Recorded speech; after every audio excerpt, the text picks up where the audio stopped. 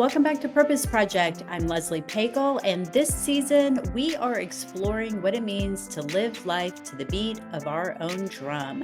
In today's episode, I sit down with Terra Aguirre, who is living proof that age does not define us. At the age of 50, Terra has made a bold decision to pursue her dream of becoming a doctor. Today, she is in her third year of medical school. I cannot wait for you to listen to her story. So let's get started. Tara, thank you so much for being on Purpose Project. I am really looking forward to digging into your story about living the beat of your drum. Happy to be here, nervous to be here, but yeah, I'm excited to tell kind of a different story. Awesome.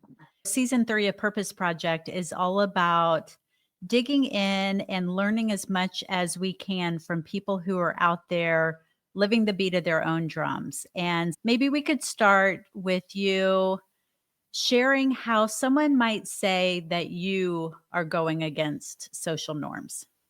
Well, that's an easy one because I am what's now a 55-year-old third year medical student. You don't see a lot of people going to medical school in their 50s, and being surrounded by a cohort of peers in their mostly 20s. So that certainly has been a journey of kind of, breaking up against social norms. I'd love to dig into the story. So 55-year-old decides to go to medical school. Take us back to the point in your life where you made this decision. Well, there's probably kind of two parts. So Okay. I wanted to be a doctor since I was a little kid. I remember running around telling people when I was probably in elementary school that I was going to be a pathologist. I don't think I had a clue what that meant, but I was going to be a doctor from the time I was a small kid. In my 20s, I applied to med school and didn't get in on the first try. So went to graduate school with the intent to apply again. When it was time to apply again, nobody wants to be rejected twice. And I had just had my second daughter. And so just kind of took a break and said, I'm going to do the mom thing for a little bit and just maybe put this on hold for a tiny bit.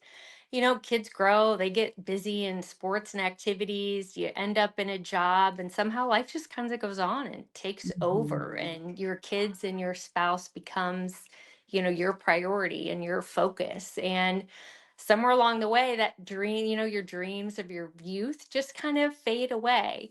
So when I was turning 50 and my youngest went to college, I thought, I really want to work 25 more years. What am I doing? I was grateful for the opportunities I've had, but I didn't never loved what I was doing.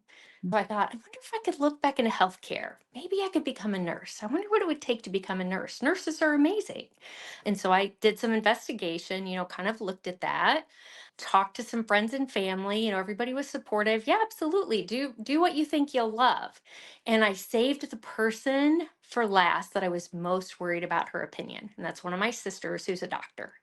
And I said, "What do you think if I do this?" And she said, "I think that's fantastic if you want to be a nurse. Nurses are amazing." And I'm so sorry for that beep. But she said, "You have always wanted to be a doctor. Just go be a doctor." And I said, "I'm too old to be a doctor." She's like, "Age is kind of irrelevant. Just go be a doctor." So that's really what started that journey, and did some investigation. It turns out prerequisites for med school never expire. They just want to see that you can do it. So I took a semester of classes to prove I could still study and be successful. And here I am in year 3. Okay, so I hear a story of, in some ways, earlier moving with some social norms, Yes. going to college, having the family and all of that, and then hitting this point in your life. Was it turning 50 that maybe was a trigger for it, or was there I something else? I think on every major birthday, 30, 35, 40, all those, you tend to take stock a little bit. Like, how am I doing? Where did I think I Mhm. was going to be? Where am I at? Am I satisfied with the impact I've had in the world? Those kind of things. So that was probably part A. And part B was I became an empty nester, which was a ton of fun. I mean, I love my girls, but being an empty nester was actually pretty fun. But it felt like there was so much more I could be doing. Mhm. Mhm. So I think those two things kind of happened simultaneously and created this environment where I went, wow, I've got so much left to do yet and so much energy. And why am I not doing something I love? Okay, so 2 things triggered this, taking a step back and just reflecting on where you're Yes. at and realizing that I still have so much more to give looking forward, and when I think about giving that, and I think about what I'm doing right now, there's a misalignment. So, Yes. back in your childhood, that passion for wanting to be a doctor. Yeah. And I probably didn't even have to look that far back. I think for several years, obviously I kind of put that dream of being a doctor. I just thought it would never happen. But there are people that love to paint or dance or whatever, but that's not their career. So they do that as a hobby, right? So I have been volunteering at a free clinic in a manager Mm. capacity, free medical clinic for years. I mean, I think 13 or 14 years now. And I thought that would scratch that itch, so to speak, and let me be around that and see a way to help people. But I think it was the same as kind of in my professional life. I worked for organizations that had a lot of impact around the world, but I didn't get to do that directly. And it was the same thing volunteering for a free medical clinic. I loved doing it, but I didn't get to have any direct impact. And so that I think that kept that spark kind of in the back of my mind this whole time. Okay, so then you decide, "I'm gonna do something about this. I'm going to take a step forward."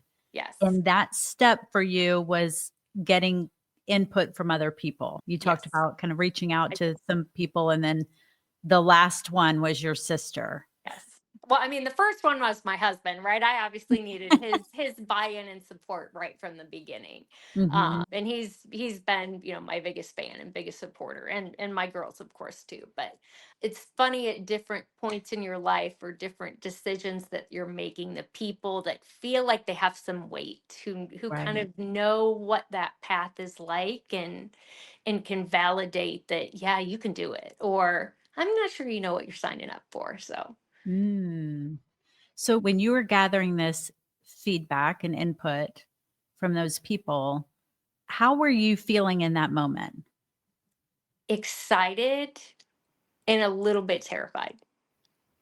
That's probably like my discomfort doing this is I'm an introvert, and I sometimes have a tendency, I think, to be driven by fear, like a lot of people are. You're afraid of failing, you're afraid of what people will think. And starting down this path, I could see all this potential and how I could have impact in my community, but a little bit like, what if it doesn't go well? What if I can't do it? What if all these people find out what I'm doing and then it doesn't go well, or things don't happen the way I'm hoping that they happen? And so there was a lot of excitement, but still that little bit of doubt back there. But I think it's something that I've wanted long enough that even still, almost every day, I feel a little bit uncomfortable, but never uncomfortable enough that I don't want to do it.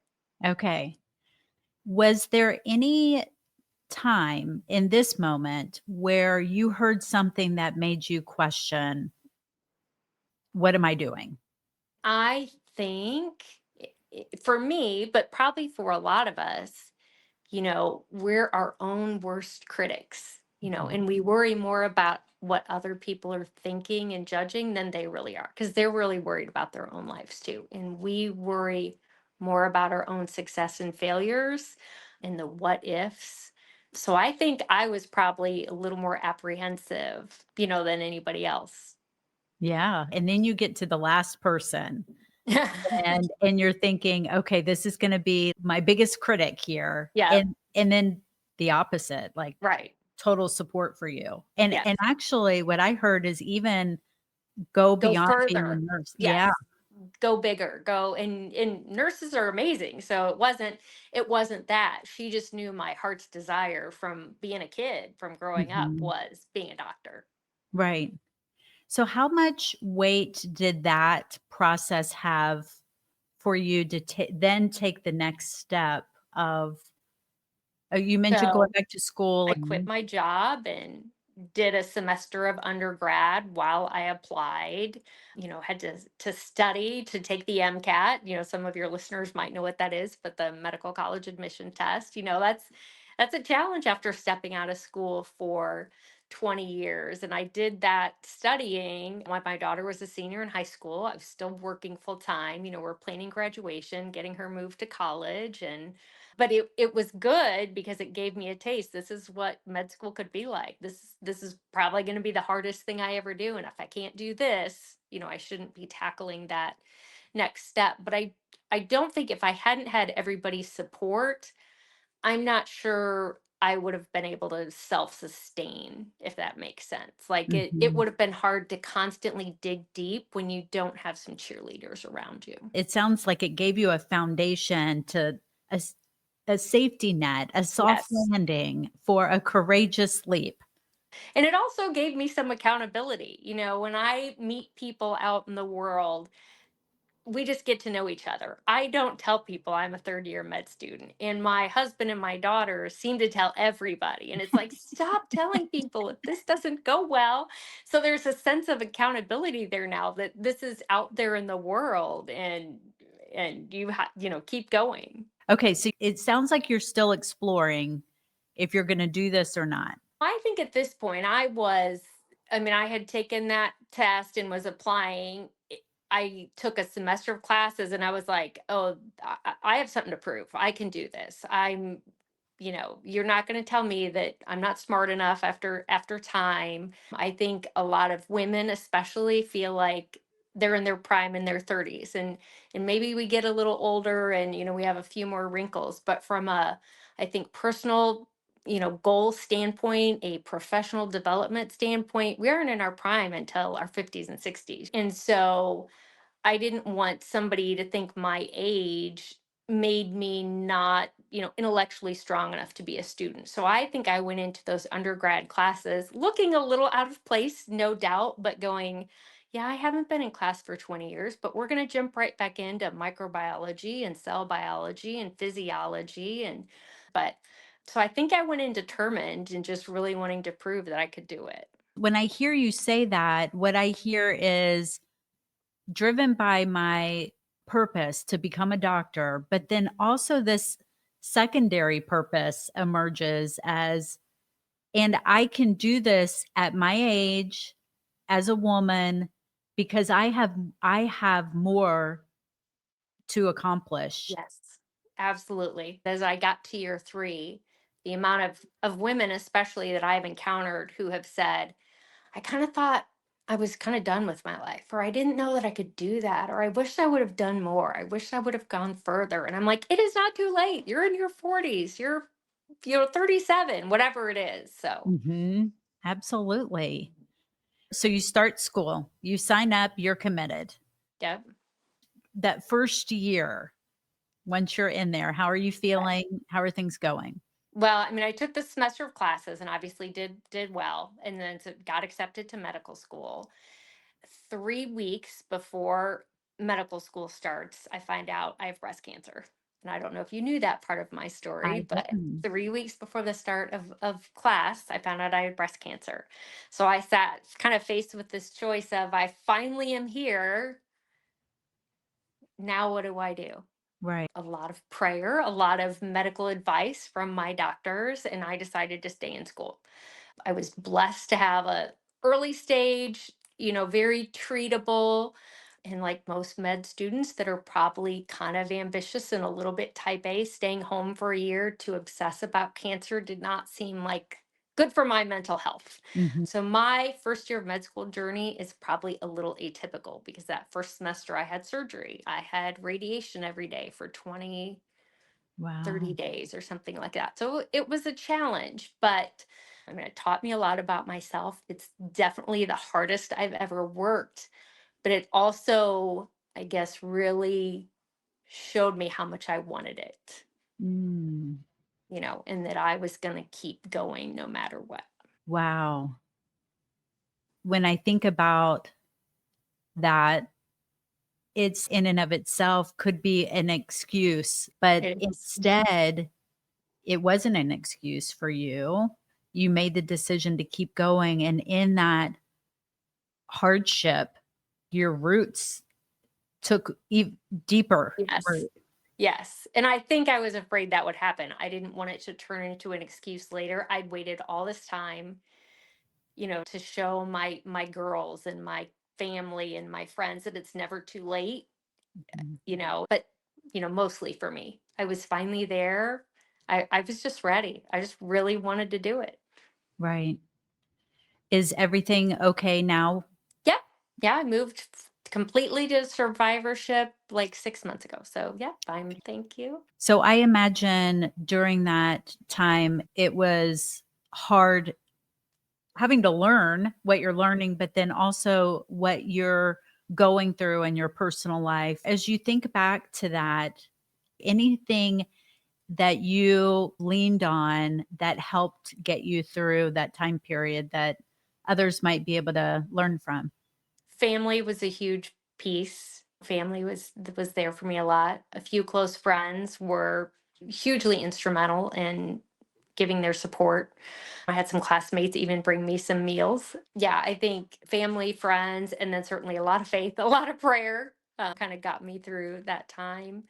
I think probably the biggest negative that maybe came out of it, though, was just not being able to be present on campus as much. I really didn't feel part of my school community or part of my kind of medical school cohort, my class, really till the end of the first year because I just couldn't, doing the work and doing treatment, there was just no time for anything else. Has that, after that, have you been able to? I mean, Yeah. I'm sure there are some classmates that kind of are like, I can't believe she's in the class, but I have never heard any of that. I really only have had my peers ask my story, tell me that they think it's awesome that I'm there. Mhm. I've gotten the same feedback from professors and administration. It was pretty easy to just feel part of the class. I had a couple professors even tell me, you don't even stand out as when you're with your peers, you just seem part of the group. So I think they've been far more welcoming than I ever had expected. So, yeah, I've Yeah. been grateful. Yeah. Well, and as I am imagining you in this cohort with other students who are, I'm imagining younger than you, Yeah. was Yeah, almost everybody's in their 20s. okay. Same age as their mom. Did you ever feel any insecurity or anything that was getting in your head about this decision to move forward and become a doctor? I mean, maybe initially a little bit, just the nerves. I'm going to sit in the back of the class. I'm going to try not to stand out very much. I mean, they already all know I'm here. I'm just going to try to not rock the boat and be quiet. And, maybe they'll just let me stay part of the group. But, I didn't need to do that. I didn't need to do any of that. Everybody has just been honestly super supportive. I think Mhm. maybe the only thing I came up against, there were a few times that it got hard. Like, I mean, med school's hard. There's no Right. doubt about it. And I talked to one administrator who said, this is tough. If you ever need to take a break, you can. And it's true, you can. And sometimes people need to do that. Sometimes people have kids. Lots of things happen. Mhm. But in the circumstance of our conversation, I thought, I bet if I were 22, our conversation would be just a tiny bit different. Right. But honestly, I mean, you know, the vast majority, I mean, nearly everybody has just been friendly, supportive. Seems to be some people empowered by it. So I've been very lucky. And I heard a little bit there too when you were talking about, I'm going to sit in the back of the room. I'm not going to try to stand out. That was, to me, how I heard it was, I'm acknowledging the situation that I'm in, and I'm being really intentional with how I'm going to show up. So I don't Yes. like cause attention to myself and make it a distraction for me or for other people. Yes, Yes. So you're a third year student now. I am. Where are you at in terms of the assimilation? Or are you just like one of everyone else, or? Does it still I mean, the first 2 years, you're mostly in the classroom. Years three and okay. four, you're out on rotations, on these required rotations. And so you're seeing patients and learning from different doctors out in the community. So each month is something different. Right now I'm on peds.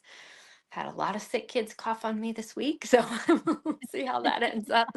Almost like starting med school over every month, because every month you're with a different preceptor in a different doctor's office with different, other doctors in the office and nurses and medical assistants.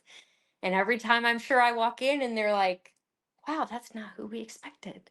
Um, and so I think my very first day of third year, my first rotation, I walk into the hospital and I introduce myself, and there's another doctor sitting next to him, and he looks at me and he says, wow, how old are you? And I just kind of laughed and I told him I would, like it's okay. But the other doctor said, you cannot ask that. But I mean, it's not a secret. I have some gray hair, so they clearly know I'm not in my 20s anymore. And I want people to know you can do this at an older age too. But Right. so it is a little, bit when you want to not stand out, and every month you go into a new environment where the first thing you're going to do is stand out a little bit. But honestly, again, I thought I would get some more pushback, like, you're kind of old for this, or, Mhm. I'm not sure you can keep up. And I just haven't had that. People are like, wow, that's awesome. Yeah, And I get to the end of the rotation, they're like, you did great. You're right where you're supposed to be. So I don't feel like I'm trailing behind, and I felt welcomed. So as much as I felt really worried about the social norms up front. And mhm. certainly being in your 50s and med school is atypical. The lived experience has not Mm. been that people have pushed back on that, Yeah, like I thought they would. yeah. Well, I think that is an important point to highlight for whoever's listening is sometimes our imagination creates this resistance that doesn't happen in Yeah. our lived experience. Yeah. So that first day on rotations, when after he asked you, "How old are you?" Did you go home and think about that? Because this it sounds like this was the first time you're out in the field Yes. and Playing you get doctor, hit it with is. this. It is. And I mean, I don't think I expected it to be that blunt, but I was already prepared for people to ask me questions about it. But the interesting thing about that is they also kind of turned right around that first week and said, "Wow, you've already had a professional job. Like you already know how to adult. We can just jump right in. We don't have to do some of this background stuff." And I mean, my first week at the first rotations, the end of the week, he's like, I'm out on vacation today. I'm going to have you come in and see the patients anyhow. And, somebody else will be seeing them also, another doctor. But he said, I have this meeting every morning at 10, and I have to present on all the patients, and you're going to present on all the patients. And I thought, wait, what? And he's like, you've done professional meetings for decades. Just be you. And so I think, on the same token of being older and kind of getting a chuckle out of getting asked my age on the first day, I've also been able to jump in other Yeah, ways since I am older, which has right, been kind of fun. right. You have something that the others don't, which is Lived more experience. years on earth. Yeah, lived experience. So that happened the first time, and now, now it sounds like was it every month? It's a different group that you're It is, getting yeah. introduced to? We're at a different kind of facility and a, yeah, different group of people. And so every month this kind of replays. But I think every month, I've had people in the office and even patients go, I just want to hear a tiny bit of your story. And I have had also probably somebody at every location who said, I always wanted to be Mm, something, whatever that something was, but I didn't know if I could, or I didn't know if it was too late, or I didn't know how to plan for it. And you've given me something to really think about. And that was kind of a byproduct of this that I didn't anticipate, right? I became a doctor because I always wanted to be a doctor, and it's how I want to have impact in my community. But I didn't know an offshoot of that would be maybe a platform to empower people to live their purpose. or Yes. they were afraid to live their purpose, or they thought life had kind of passed them by. And I don't think that's the case. We're living longer than ever, healthier than ever. There's lots of years left. Right. How cool is that? So, yeah, Yeah, I mean, in living your purpose, you're inspiring others to have the courage to live theirs and to not let age be a limiter in our yeah, lives. Yeah. What kind of doctor are you wanting to be? family medicine. Family medicine? Yeah. Okay, nice. Nothing Sure. flashy, but we need something we need here in Indiana.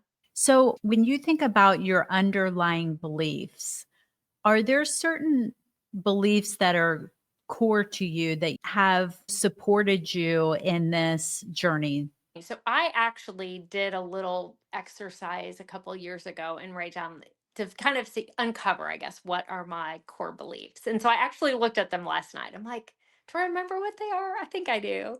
And I don't know really some of them how they directly translate. One of them is dedication. So that translates. I think if I set my mind on something, like it may be an unexpected path to get there, but I will persevere. I mean, I am committed until I get It there. sounds like So, that definitely has played yeah, out. I have kind of, I think, a strong sense of service. I volunteer a lot. And I think that kind of plays out in wanting to be a family medicine doctor too. I want to have impact in the world by serving patients. Maybe it'll give me an opportunity to do some mission work around the country or around the world too. That would be amazing. Some of the other ones are probably tangential. One of them is kind of a sense of gratitude and in beauty and nature. So I read a book a couple of years ago called 1000 Gifts. So I've been working on my own list of 1000 gifts. I think I'm up in the 900s Yeah. somewhere. But living with that sense of gratitude, I think keeps you in a healthier place so that you can do hard things. Oh, Med nice. school has really been a hard thing, without a doubt. It's been the hardest thing I've done. I think it's harder than raising kids. Wow. Um, but my girls were have been a joy, and they weren't always easy. But on the most part, they were pretty easy, and they're pretty wonderful. So it's definitely the hardest thing I've done. So that sense of gratitude, I think, keeps you in a good, healthy mental space. Mhm. Certainly, a deep sense of faith can help kind of keep you going also and keep you grounded when you worry or when things get hard. Yeah. Have you noticed any changes in your relationships since you've been on this journey? I yes, good and bad. So I'm trying to think, not bad, but the commitment to go to med school in your 50s. I feel like I have to work a little bit harder than my peers. They work really hard and they're amazing. But I probably need another pass or two than they do, to remember all the material. And so I have had, family and friends, I think, that have been so gracious, that are really important to me, but that have said, we get that we won't get to see you as much anymore. And it's okay if you don't come, come visit, or if we don't get together on Thanksgiving, or maybe we don't get together for dinner as often anymore, because the commitment to be a doctor is that big. Mhm. So, the support from family has been amazing, but it's also for, extended family and friends out there. I've had to pull back just a little bit too. And that's kind of hard, but it's also for a season. I get on the other side of this, and I'll Right. be able to see everybody a lot more again. So there's kind of that component that is a little bit sad sometimes. I have a friend that I love to go to independent films with, and I haven't done that for years now. Wow. But again, it's a season.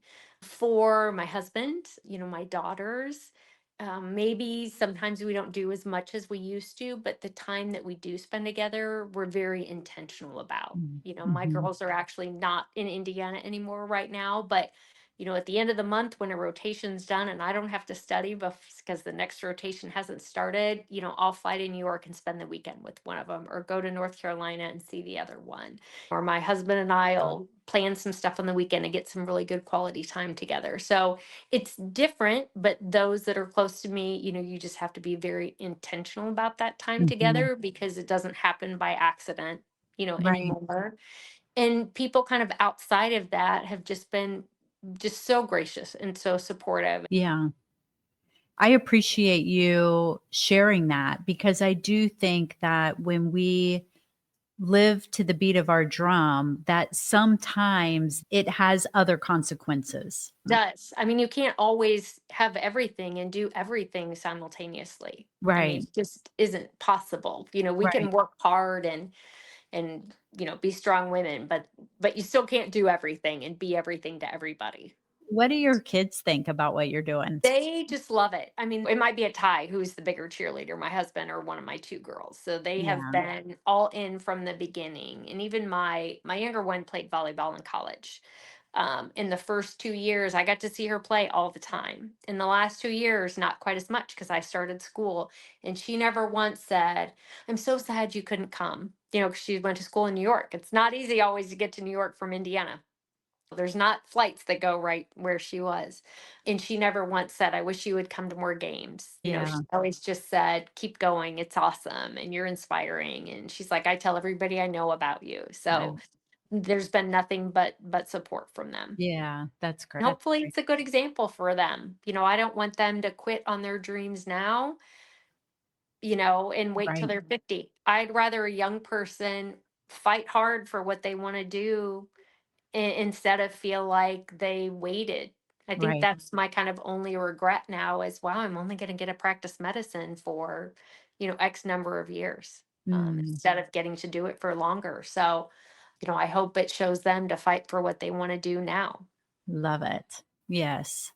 As you think about other people out there who are listening to this, what advice do you have? A couple things. I think one is you need to take care of yourself first. Because I think I have also focused a lot in my past on like my family and my home and that kind of stuff that I didn't always take care of myself. And really to be able to do this and have this stamina, I have had to kind of prioritize my health and exercise and eat well and get my physical and mental health in order. Mm, Because, tackling some of these things, if you want to have a second career later in life, you can absolutely do it, but you have to be at your best, I think. right. And I even went through a little bit of counseling to make sure I was ready for this and kind of talk through concerns that I had. And, is there anything I hadn't, dealt with that I needed to deal with? So I think it's good to get your personal, health and mental health in Mm, order a little bit first. And then I also think you need to investigate. I mean, if you haven't known this path to, med school or whatever thing that you're interested in, you really need to know what you're signing up for. Some things maybe aren't as hard as others, but some things may challenge you in ways that you didn't expect.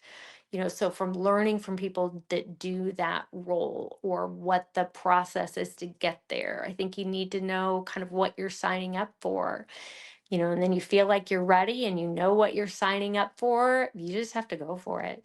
yeah. You talked about caring for yourself. Was that something that you discovered along the way, or did you go into it and know that you needed to focus on that?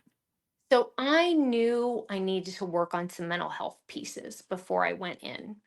This is a little bit of side note, but my older daughter and I had tried to do a hike on the Minnesota hiking trail. It was going to take us 2 weeks. And we did all the prep. I mean, I was physically ready. We had all the right gear. We had all the right food dropped off at all the right places. We got dropped off, however, 200 miles at the start of the trail. And by day 3, I was like, we have to quit because I didn't know that I should have mentally prepared for that. To be out there in the wilderness, completely isolated, I was not ready for that.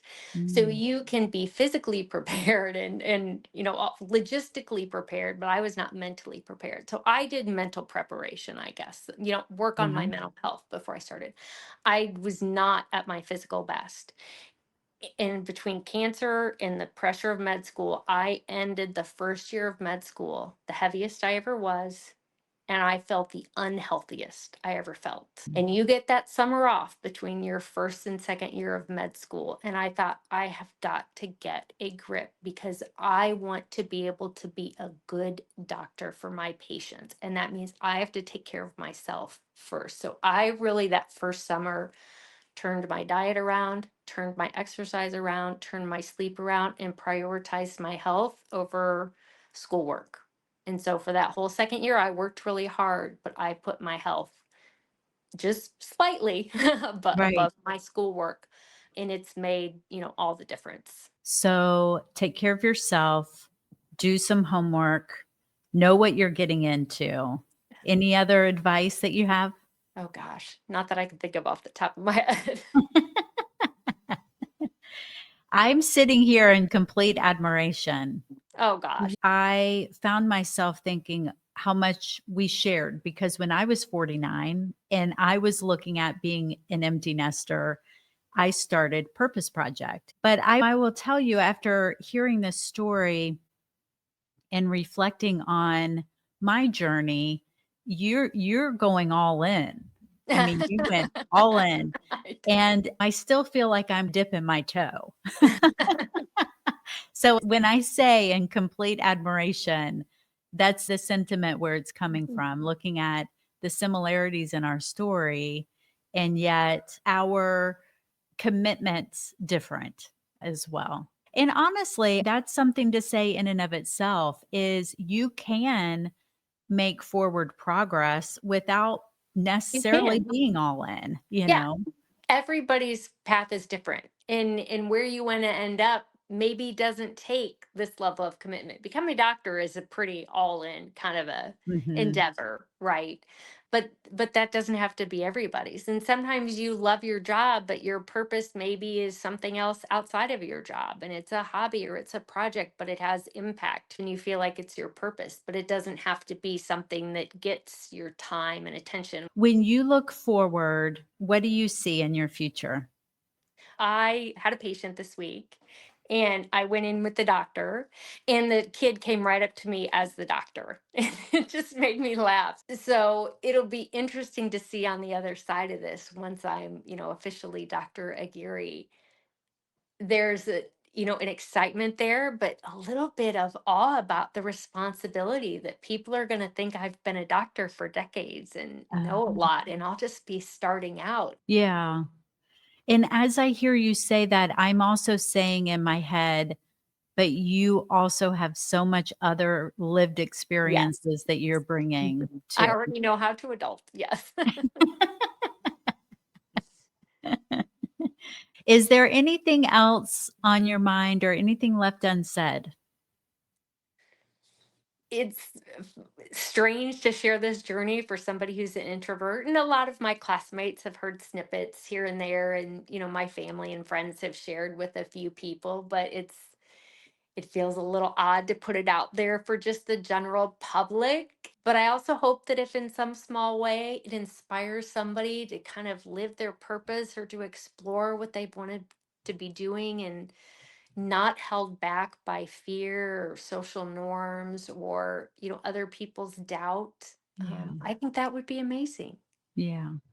Well, I hearing that, I appreciate it even more that you are here on the show and sharing your story because I do feel like hearing stories like yours help other people see that I can do this and can help build some confidence. Yeah. So appreciate you being here and sharing your story with us. Well, thank you. I appreciate you making this platform possible. It's my honor.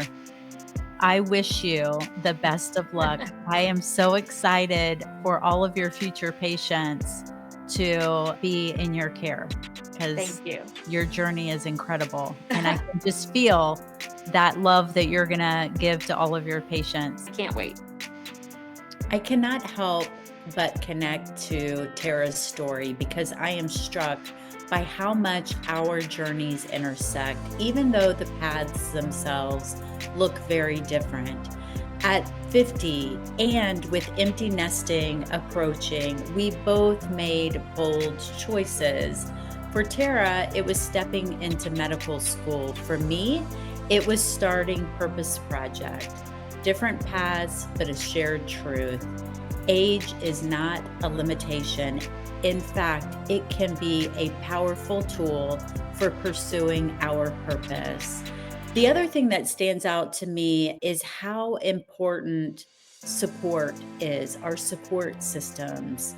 Tara speaks so openly about the role that her family has played in her journey. And it's a reminder that none of us do this alone. But it's also a reminder that we can be the support system for other people's pursuit of their journeys. Thank you for listening to Purpose Project. Keep listening for your rhythm and trusting that it is never too late to follow it. Purpose Project is brought to you for education and for entertainment purposes. This podcast is not intended to replace the advice that you would receive from a licensed therapist or doctor or any other qualified professional.